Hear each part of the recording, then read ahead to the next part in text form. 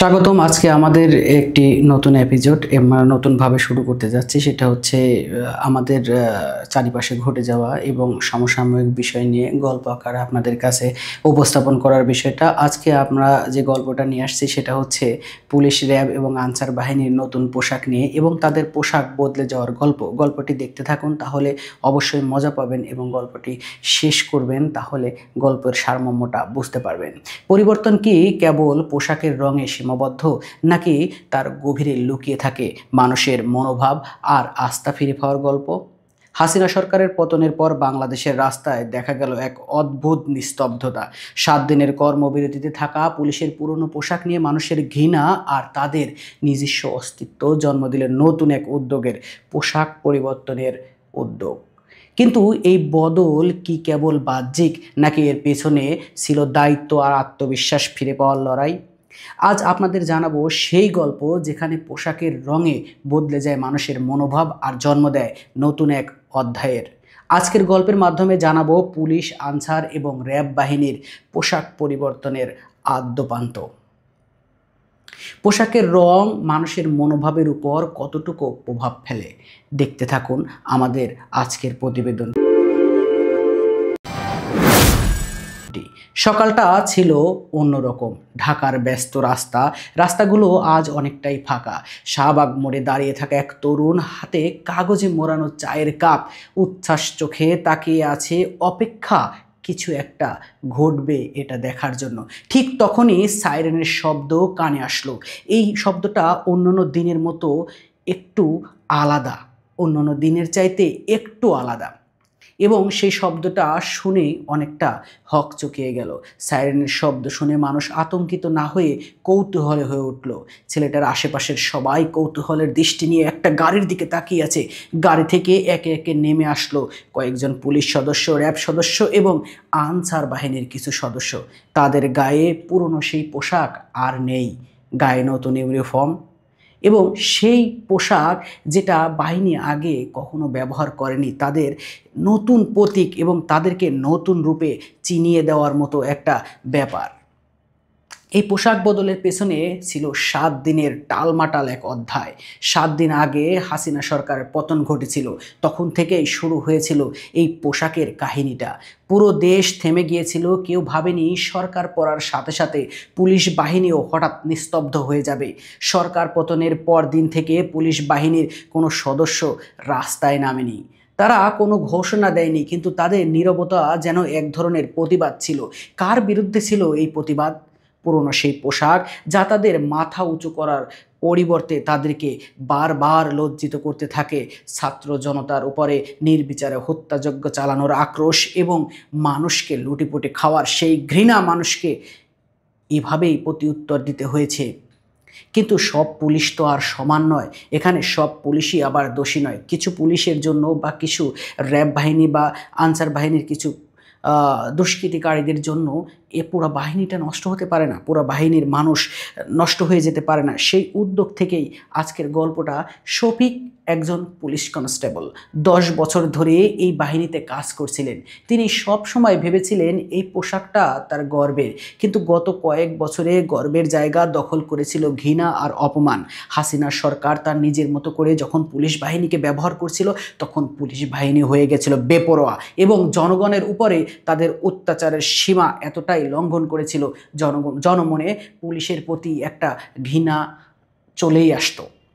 এক রাতে শফিক তার স্ত্রীর কাছে মনের কথা বললেন, তুমি জানো রিমি, এই পোশাক পরে রাস্তায় নামলেই মনে হয় আমি অন্যায়ের প্রতীক হয়ে দাঁড়িয়ে আছি।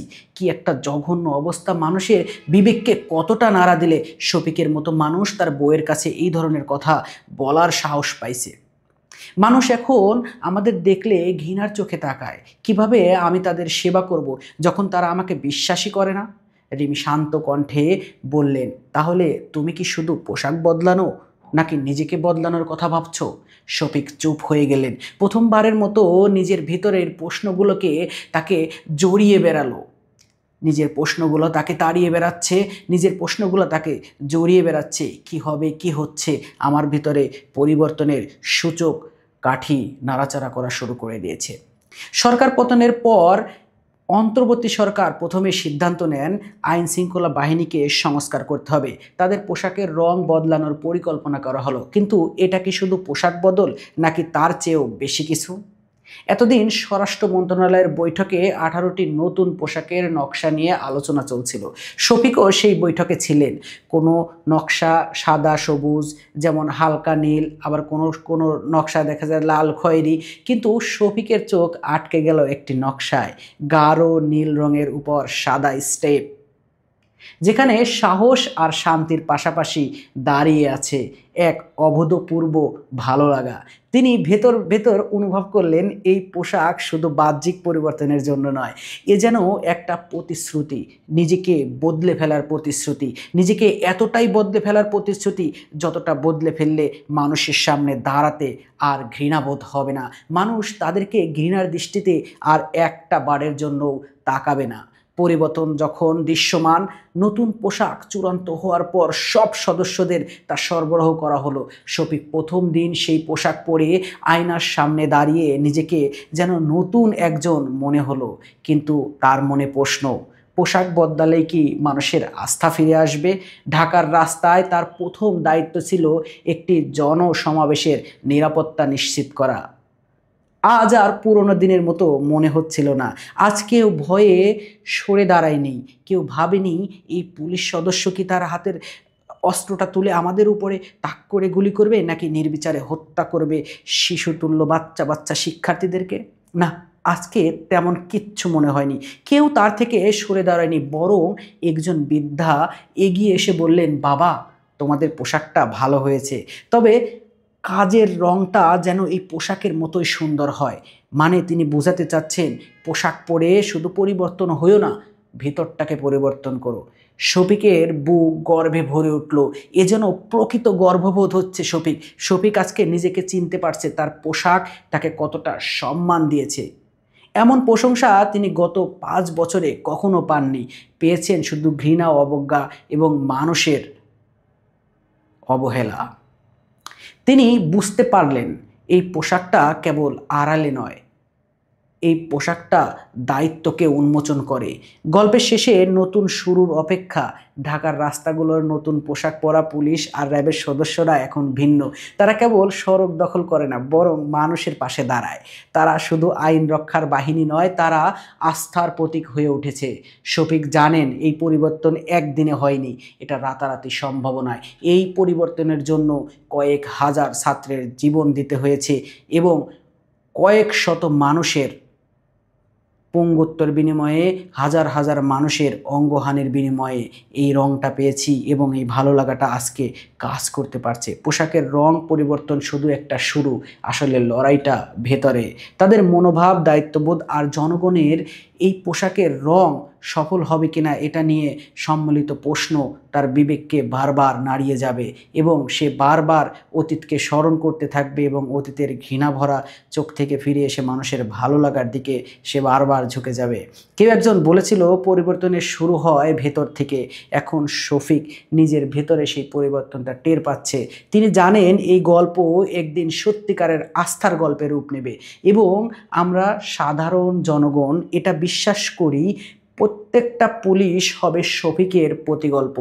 আর কেবলমাত্র তখনই জনগণ নিশ্চিন্তে ঘুমাতে পারবে। ধন্যবাদ। আজকে আমাদের এই রম্য গল্পটি কেমন লাগছে কমেন্টে অবশ্যই জানাবেন এবং পরবর্তীতে কোন ধরনের গল্প আপনাদের খুব বেশি পছন্দ হয় সেই বিষয় নিয়ে আমরা গল্প বানিয়ে আপনাদেরকে শোনাবো। আমরা চাচ্ছি যে নিউজ এবং গল্প একসাথে হয়ে আমরা হয়ে যাব গল্পে স্বল্প। সো আমাদেরকে দেখতে থাকুন, নতুন আঙ্গিকে বুঝতে থাকুন। আমরা আছি আপনাদের সাথে। আমাদের পাশে লাইক, কমেন্ট এবং যারা ইউটিউব থেকে দেখছেন সাবস্ক্রাইব করবেন। ধন্যবাদ।